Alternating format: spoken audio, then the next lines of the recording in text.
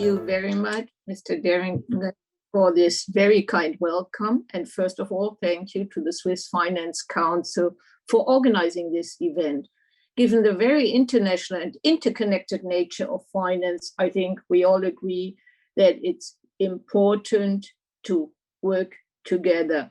In preparing this, I saw, which is part of your tagline, fostering international dialogue. Now that we are forced to stay apart, I think it's more important than ever that we have this dialogue and that we work together as we did in the past and will have to do in future. And I think with that, I would immediately try to jump into the topics. I know that we have a very good working relationship with our Swiss colleagues, particularly with our colleagues in FINMA. And therefore, I would have loved to be on the panel with Mark to see where we agree and where we might disagree. And of course, I think we are all trying to build on this cooperation in the future. Let me address a number of areas in these somehow 15 minutes or so. First, I would like to take a bit of brief look on the view from the EU, from Brussels, with regard to the last 12 months and a bit what lies ahead of us. Then I would like, and you've mentioned already, your strong plea for completing the banking union. I would also like to talk about the need to finalize the EU framework, so to finalize the EU's financial stability architecture. And last but not least, to talk a bit about something which for the current moment, at the current juncture, is very difficult, predicting the future, or perhaps at least taking a bit an outlook for the remainder of 2021 in this time of continued uncertainty. But before I start with this, and I was chewing on this a bit when invited, the title is Post-Pandemic Recovery, and you invite the chair of a resolution authority to give a keynote. So let me please put one thing clearly straight here. This should please not be misinterpreted. While banks were the problem in 27, 28, during the financial crisis, I think we should always keep in mind that this time around, banks are, and I hope will stay, part of the solution. And we should do everything to ensure that it really works out like this. So don't misinterpret a resolution authority giving a keynote at this point in time. Let me now turn to my first topic. How have we dealt with the past 12 months from an SRB's perspective? I think, first of all, this week really marks 12 months that basically a wave of lockdowns happened all over Europe. And we all started to work remotely. I think 12 months ago, we were all a bit suspicious. I would have said for myself, 14 months ago, I would have said this will never work, but we proved that it can work to work fully remotely, at least over time. These lockdowns were accompanied by massive government support in Switzerland, in the EU, further afield. We know that the fiscal policies implemented by governments were necessary, and they also shielded the financial sector from the COVID impact to some extent. But we all now have to look at the impact on our financial sector, as these supports are inevitably rolled back in the coming months. So businesses, simple message, must prove to be viable in a post-COVID world. This holds true for any real economy business. This holds true also for the banking sector. Although in the EU at the start of the crisis, there were calls for a suspension of certain regulatory measures and all kinds of holidays, I think we should start with a simple fact that all the measures put in place since the financial crisis of 2007-8 were well warranted and paid off. The regulatory measures we've put in place today have ensured, so far at least, that the banks this time around are really part of the solution. To date, I think we can say that banks have weathered the storm well. Regulatory measures that we've put in place since the last crash have proven to work well and also to be flexible enough to adapt to different economic situations.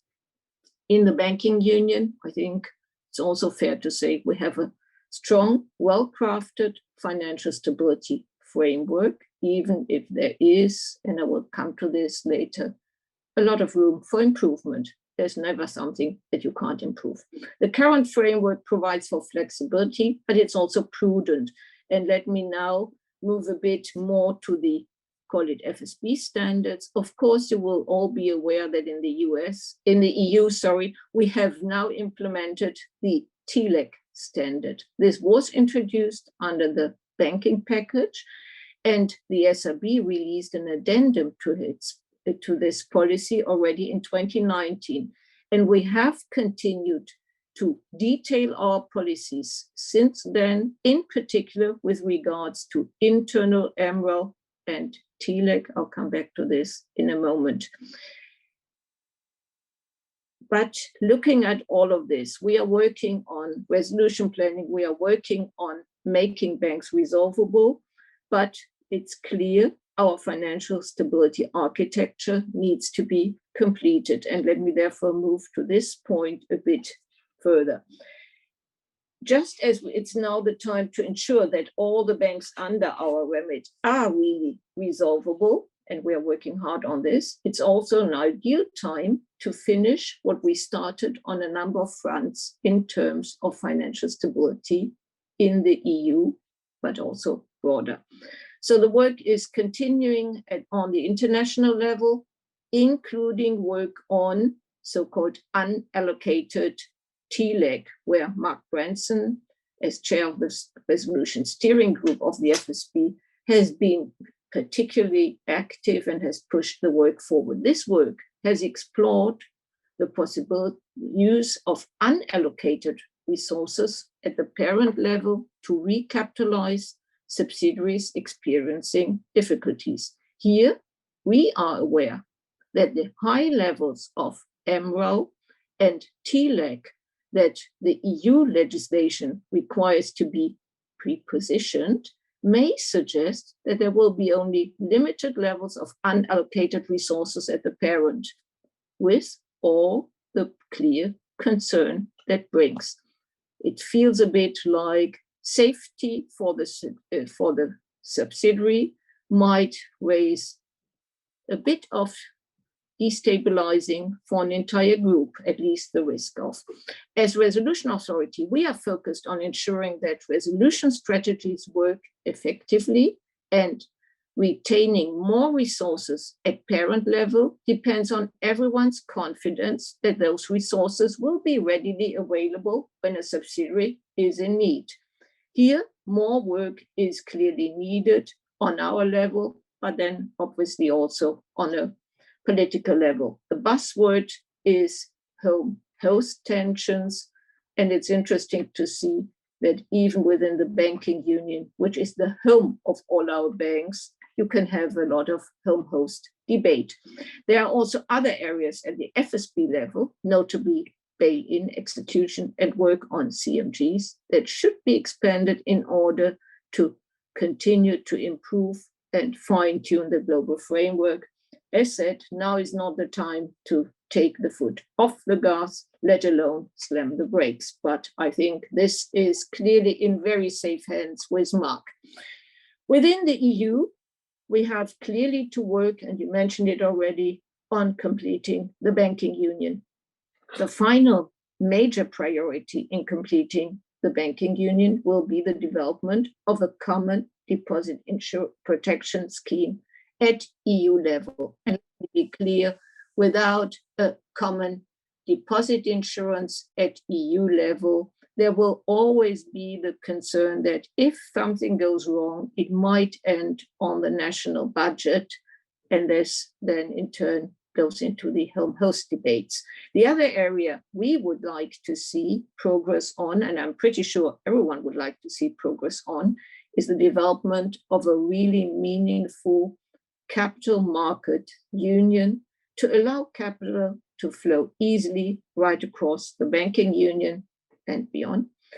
At present, different legal systems, other regulatory barriers make investing in another member state in the EU less attractive than investing in the home market. If you don't know the risk abroad, you stay home.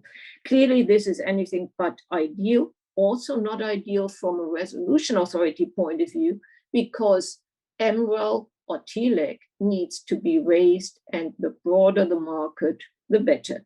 In the EU, we are at the same time trying to get the balance right for our circumstances, and the direction of travel needed for that is becoming clearer. I hope it's not renationalization. I hope it's going into the other way.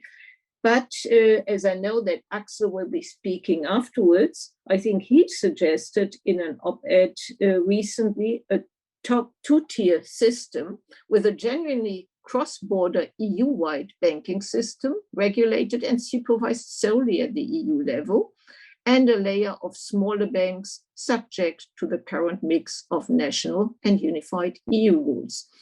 I don't want to comment on that proposal per se, but I think it's at least food for thought and perhaps should be discussed in the panel today.